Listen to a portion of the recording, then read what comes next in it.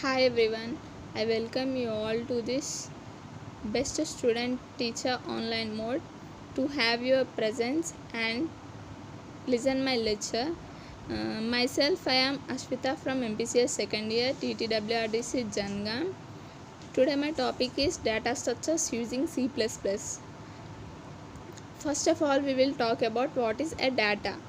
Data is a word derived from data, datum. It is nothing but collection of some information.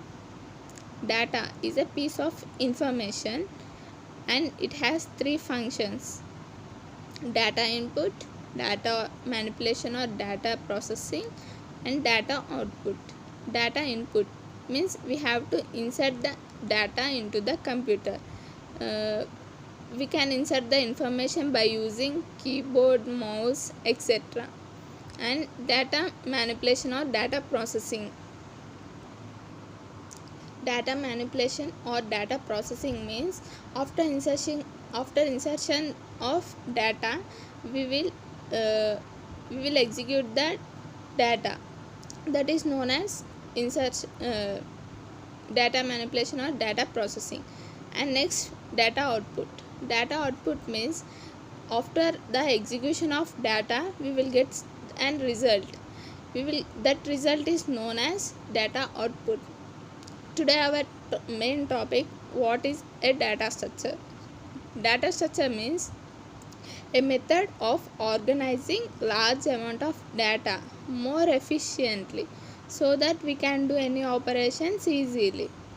That is known as data structures. There are different types of data structures. They are primitive and non-primitive data structure, linear and non-linear data structure, static and dynamic data structure, persistent and ephemeral data structure, sequential and direct access data structure. First we will talk about primitive and non-primitive data structure. Primitive data structure means primitive data structure that define a set of primitive elements that do not involve any other elements as its subparts. For example, if we take integer means it can store only the integer values, that is numbers 1 2 3 4 5 6 that etc. It only stores the numerical values. And integer, it can allocate the memory of 4 bytes. And double means it will store the fraction values, and double will stores the 8 bytes of memory. And char it only stores the elements which have character qualities, that is alphabets. And it can store the 2 bytes of memory. And if we take string means collection of characters is known as string. And if we take float value means fractional values. Float will store 4 bytes of memory. And next we will talk about non-primitive data structure. Non-primitive data structures are those that define a set of derived elements. It only defines the set of derived elements.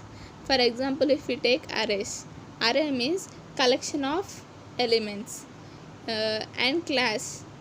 In arrays there are two types of arrays, that is one dimensional array and two dimensional array. If we take class is a blueprint or template. And object is an instance of a class. And string is a collection of characters. Interface means it is a mediator. And next we will talk about linear and non-linear data structure. Linear data structure means a data structure is said to be linear if its elements form a sequence or linear list. When an elements follow the sequential order, then it is known as linear data structure. For example, we will take arrays. In arrays, elements are arranged in sequential order. And linked list. Linked list means in linked list is also a collection of objects or nodes. In that also elements are arranged in sequential order. Linked list is of two types, that is single linked list and double linked list. In single linked list, only the one way traversal will be there. In double linked list, in both ends have the traversal access. And if we take, for example, we will take stack. Stack is a linear data structure. Why? Because it follows the sequence. Stack, if we take a container, in that we have to insert some of the elements and we can delete some of the elements. It follows, stack follows leaf of principle, that is last in first out. And queues, queue is also a linear data structure. It in that also insertion and deletion operation take place in both ends. That means if we form a sequence, from front it will be deleted, and from rear it will be inserted, and that means from starting it will be inserted, and from ending it also connected with the starting one, that is known as queue. Next we will talk about nonlinear data structure. Nonlinear data structures are used to represent the data that containing hierarchical or network relationship. That means, for example, we will take trees. In trees there are parent node and child node. Parent node is also known as root node. Child node is also known as sub node, and derived node, derived child, etc. Root node and child node are connected through edges. That is not in sequence order. That's why that is known as nonlinear data structure. For example, we will take graph. Graph means it is a representation of elements. In that there are two types of graphs. That is undirected graph and directed graph. In directed graph, the nodes are directed by arrow marks, that is known as directed graph. Undirected means it is not directed with arrow marks, that's why it is known as undirected graph. It does not follow any sequence, so that it is known as nonlinear data structures. Heaps also one of the sorting method. In that there are two types, maximum heap and minimum heap. In that maximum heap, the parent node is greater than child node, and in minimum heap, child node is greater than parent node. In that also there is no sequence, that's why it is nonlinear data structure. Next we will talk about static and dynamic data structure. What is static data structure? A data structure is referred as a static data structure if it is created before the program execution begins. That is known as static data structure. For example, we will take array. Array is a collection of elements. We can in array we can store multiple values. If we take an array, in that we will follow the sequence, and in that array index value starts from 0 and ends with n-1. Next we will talk about dynamic data structure. Dynamic data structure is when realizing using dynamic memory management and pointers, nonlinear data structures are generally implemented in the same way as linked list. Dynamic data structure example is linked list. Linked list is a collection of object and linked list are of two types, that is single linked list and double linked list. In single linked list, only the one way we can access only one way travels, but in double linked list we can access the two way. And next we will talk about persistent and ephemeral data structures. Persistent data structure means a data structure that supports operations on the most recent version and as well as the previous versions is known as persistent data structure. That means if we do any operations, we can do the recent version and as well as previous versions also we can do in persistent data structure.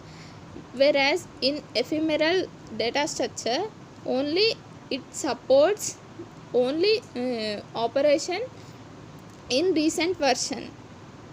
That is, if we want to do any operation, we can do only in recent version, but we can do in both ways is known as persistent data structures. Next we will talk about persistent sequential and direct access. Sequential access means we can access the nth element, but we must access the preceding n-1 element. Before that only we can do we can access nth element. If we want to do nth element, we can't do that indirectly. First we have to access the n-1 element, then only we go to the nth element. If we talk about direct access, that any element can be accessed without accessing the preceding values or succeeding values. We can directly access the nth element. We doesn't bother about the n-1 element. We can directly access. Whereas in sequential access, we must access the n-1 element, then only we go to the nth element. If we see the direct access versus sequential access, in for example we will take 1 2 3 4 5 6 elements.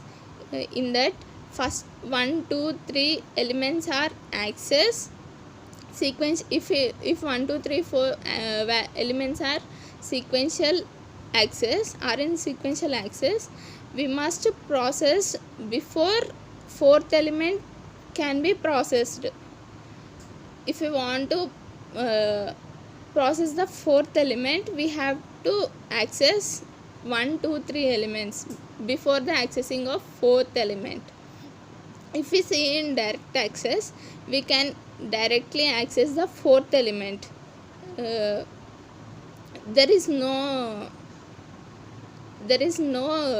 preceding or succeeding values accessing. We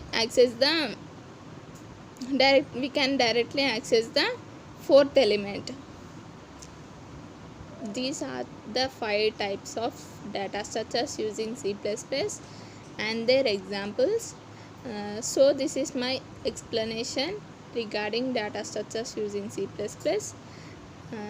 So thank you everyone for listening my lecture, and thank you for giving this wonderful opportunity. Stay home, stay safe.